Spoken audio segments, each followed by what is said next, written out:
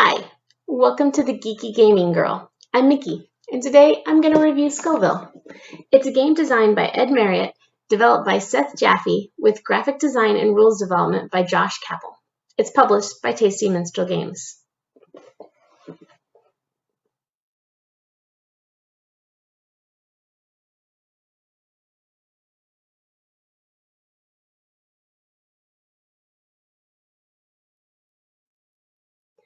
Scoville can play 2 to 6 players. It's a neat theme centered around the town of Scoville and their single-day chili pepper festival. There's a fundraiser for the high school, a farmer's market, prizes for growing the hottest peppers, and the Scoville Chili Cook-Off, where folks are trying to make pretty wild recipes. All of these events are part of the gameplay, and they work well together. There's a lot to the setup, but it's pretty straightforward and easy. So let's get to it.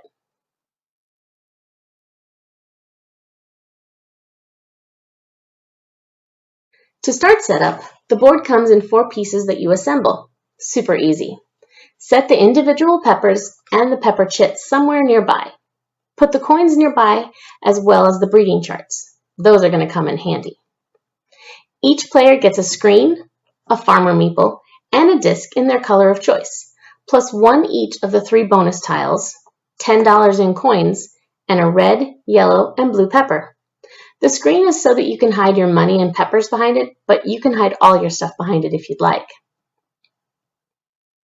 There are morning and afternoon farmer market cards. Shuffle the afternoon cards and set them on the little wooden table illustration that's on the left side of the board. You'll want to shuffle the morning cards and draw the number of cards that are indicated on the board, which depends on the number of players. I'm setting up for a 2-player game, so I'm setting out 7 along the left side of the board.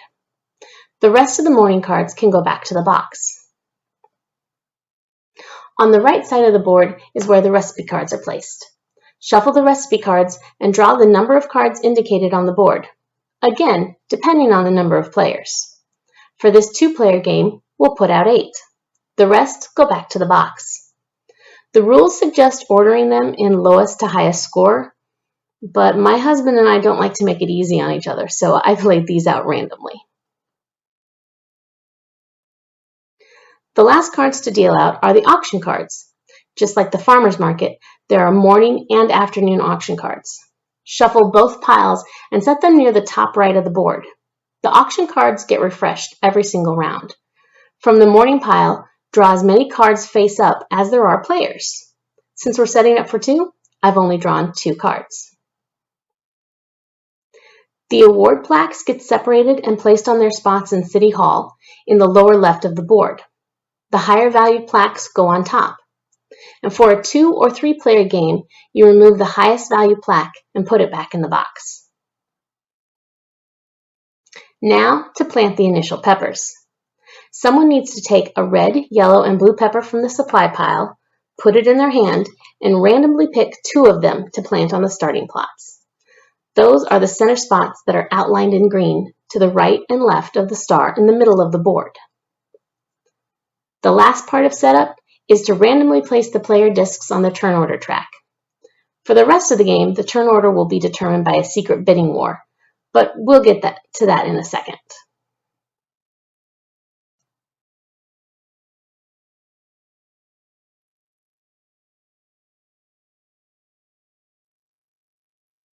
The first phase is auction, and this starts to happen after the first round where turn order was randomly determined. Everyone secretly selects an amount of money in their hand. You can bid 0 as well. Everyone then simultaneously reveals their bid, and the highest bid chooses their spot, whatever spot they wish. The next highest bidder places their disc, and then so on. If you bid 0, you don't get to pick your spot. You just get dropped down into available spaces based on your place in the previous turn order. In the new turn order, each player chooses an auction card, takes the pepper from the supply that's on that card, and then discards the card. After every player has taken one, the auction house gets refilled by the appropriate deck. Morning if it's morning, afternoon if the game has managed to progress far enough to be in the afternoon.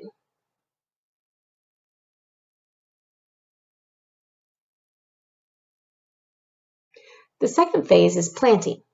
In turn order, everyone plants one pepper, vertically or horizontally adjacent to a pepper already on the board. There's a bonus action tile to plant one extra pepper that can be used once in the game. The award plaques in City Hall are for planting various peppers, and once you've planted the pepper called for on a plaque, you can claim it. You can only earn one plaque at a time, even if you plant more than one pepper.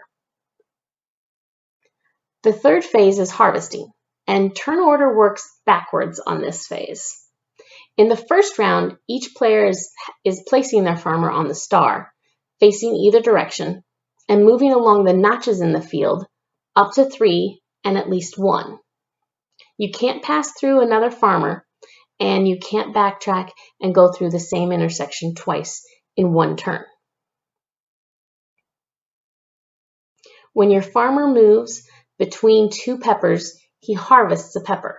And here's where the breeding charts are going to come in very handy. Crossbreeding is what happens when different colored peppers are used to harvest. This is how the secondary colors, brown, black, white, and clear peppers are created. You just find one pepper on the left column, follow its row until it reaches the other pepper's column. So for example, a yellow pepper crossed with a blue produces a green pepper. The fourth phase is fulfillment and goes back to regular turn order. You can perform any or all of the following actions. Visit the farmer's market and choose one card to pay the peppers on the left wanted side and reap the rewards on the right side of the card. Choose one recipe card to complete and or sell at most 5 peppers of one color. The pepper prices are determined by the peppers that are planted on the board. You get $1 for every 2 of that color that are on the board. The fifth and final phase is time check. First, count the number of recipe cards left. If there are less cards than players, skip the afternoon and play just one more round, and then the game ends. If there's more recipe cards than players, count the farmer's market cards next. If there are more farmer's market cards than players, morning is still in effect. If there are fewer cards than players, then things progress to the afternoon. Discard any remaining morning market cards and put them back in the box. Refill the entire market with afternoon market cards. Again, depending on how many players there are. Also, you'll want to discard all of the morning auction cards back to the box and refill the auction using the afternoon auction cards. Then start a new round. If it's already the afternoon, during the time check phase, you want to count both the farmer market cards and the recipe cards. And if one of the piles has less cards than you have players, play one more round and then end the game. If both piles have less cards than players, the game ends immediately. If both piles have more cards than players, go ahead and start a new round.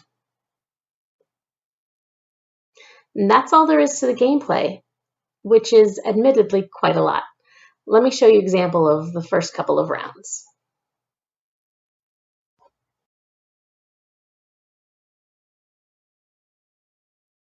So for the purposes of this run through, I'm going to lay the screens down so that we can see both players. So now, as determined by random order, the orange player is going to go first. From the auction house, they're going to choose the card that has 2 blue peppers. So we'll take 2 blue peppers from the supply and discard this card. The yellow player is now going to take the remaining auction card, which has a red pepper on it. They'll take a red pepper from the supply and discard it. And then we will refill the auction house. Next, we're going to move on to planting phase. Planting is in turn order. So again, here the orange player is going to go first. The orange player is going to decide to plant a yellow pepper. They're going to do it adjacent to this yellow pepper already in the field. Now the orange player is going to take their red pepper, their red pepper, and plant their red pepper adjacent to the red and now to this yellow. Now it comes time for harvesting. Harvesting goes in reverse turn order, so the yellow player will go first.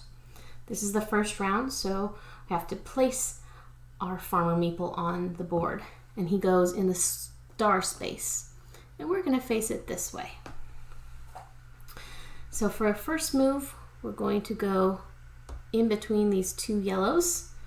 Now, referencing the breeding chart, when the primary colors are crossbred with another primary color and it's the same color, you actually get two of that.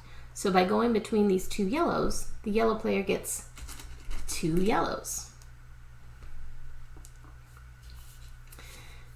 Now, because of the direction they're going and they can't go backwards or through an intersection they've gone through before, they're going to position themselves for the next turn. So 2, 3. Now it's time for the orange player's turn. They are also going to set themselves in the middle here. They are going to do a different tactic.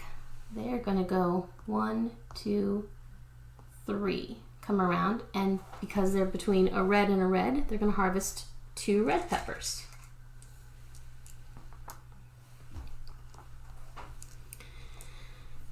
Now we go on to the fulfillment phase, and the fulfillment phase goes back to regular turn order.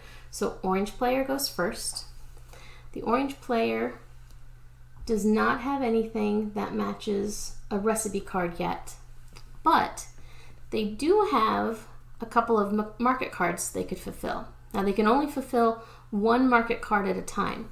So they're going to choose to use their 3 blue peppers and exchange it for this card. That will garner them 2 purple peppers, 2 coins, and a point at the end of the game.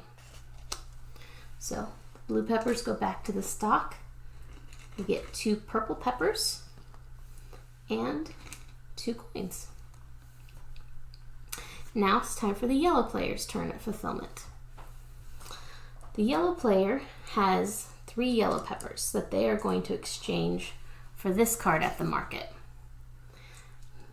That card gets them 2 green peppers, 2 coins, and again, an extra point at the end of the game. There are no recipe cards that the blue player can fulfill, and they don't want to sell any peppers.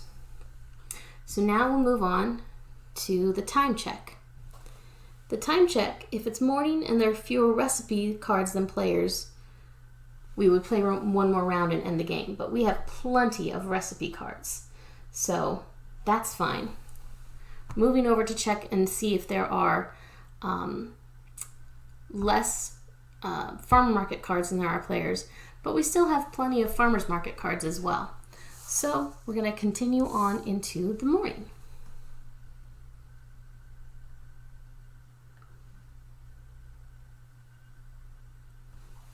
So now we will move on to the auction, and here is where the players will bid for turn order.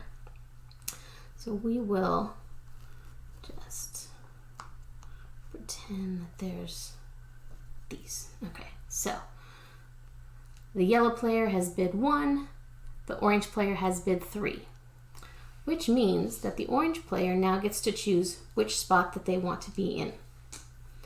And let's say the orange player wants to be able to harvest first. So they're going to actually move to spot number 2, which means yellow will go to spot number 1. Now sometimes there is an advantage to putting yourself in the second spot or later in the game if you want to be the one to harvest first. So now we move on to the rest of the auction. As yellow player is now first, they get to choose from the auction house cards, and they are going to choose, let's see, they are going to choose the yellow and the blue. So we'll take a yellow and a blue from the supply, discard that. So that means the orange player gets 2 reds. That gets discarded, and the auction house gets refilled. Now on to planting. The first player is the yellow player, and they are going to choose to plant. They are going to choose to plant a blue over here next to that. And then the orange player is going to plant a purple next to this yellow. Now by planting a secondary color of purple, the orange player gets the first plaque for planting a purple, orange, or green pepper. That goes behind their shield. The orange player could also use their plant an extra pepper, but it's still early in the game, so they're going to save it. Now we move on to harvesting. Harvesting is reverse turn order, and here the orange player goes first. So the orange player is going to move, let's see, here between the 2 yellows and get 2 yellows. Then move between here, the yellow and the purple, which, if we look at the crossbreeding chart, yellow all the way over to purple produces a brown pepper. So the first brown pepper has been harvested. Now, there's nowhere else for them to go right now to harvest a pepper, but they'd like to position themselves for the next turn, so they're going to move 1 more spot because they can move up to 3. Now for the yellow player's turn. Yellow player is going to come 1 in between the red and the yellow, which produces an orange.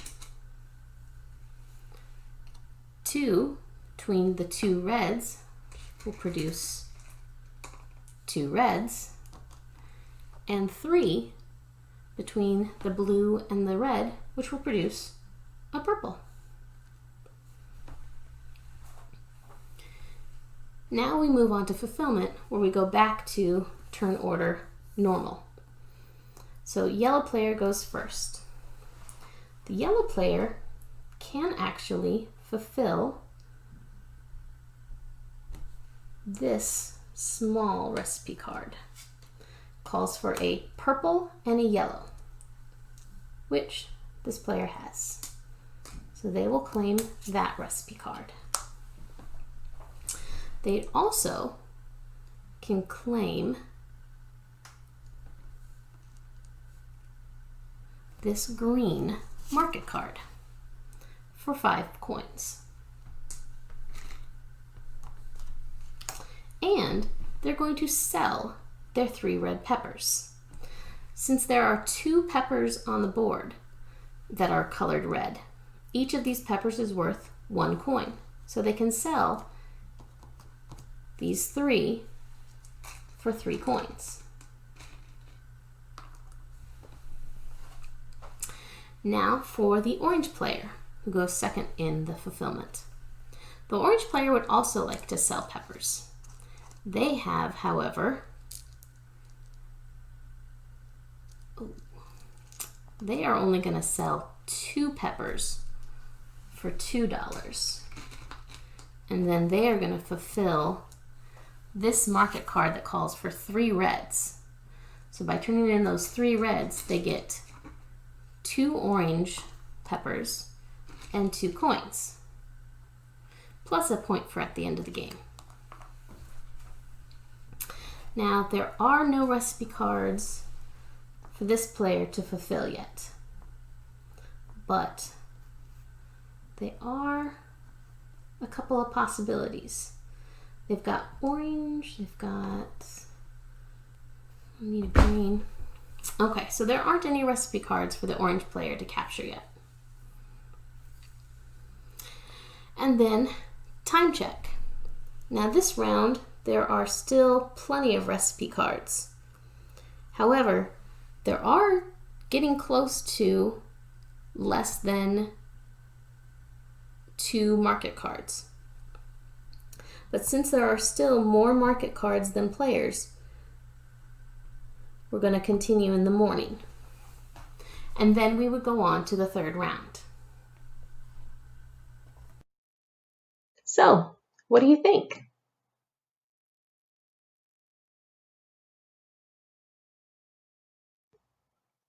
So Scoville's main mechanics are grid movement and set collection, both of which I like a lot. And I do like the bidding and auction that happens for turn order. That's a mechanic that's also in one of my other favorite games, 5 Tribes. I often try to fake out my husband by bidding 0, but he is now caught on and he does the same back to me. I adore the little pepper pieces, even though they don't always fit into the board slots perfectly. Not a big deal in my book. The farmer meeples are also pretty cute. The rest of the components are pretty good. The chits are solid, as are the bonus tiles. The breeding charts are super fun and very easy to read. I'm even a fan of the money, which is surprising because I'm not usually a fan of the money in our games. We have several sets of metal coins that we usually replace the money. The Scoville, however, are perfectly sized in that they're easy to hide in your hand, and they are pretty thick and solid. So I do enjoy using those in the game. So at the end, this is a fun, fast-playing game with the screen to keep everything behind. It's kind of hard to keep track, and you have to pay a little bit more attention if you want to figure out who's going to go for the same recipe card as you. It's a game where it's good to have a flexible strategy. I really like that there are multiple paths to point, and I found it best to diversify and not try to put all of my eggs in one basket. Yes, the high point recipe cards are great and really tempting, but they're not the end-all be-all of the game. You also get points for the market cards, the award plaques, the unplayed bonus action tiles, and for money you have at the end of the game. And any one of those can make a difference in a tight game. So, final word is this is a lot of fun to play. Definitely easy enough to play with newer gamers. Let me know in the comments what you think of Scoville, whether you've liked it after playing or whether this video maybe has piqued your interest in trying it out. And that's it for Scoville. I hope you stay safe, stay healthy, and sometime soon, I hope you get your game on.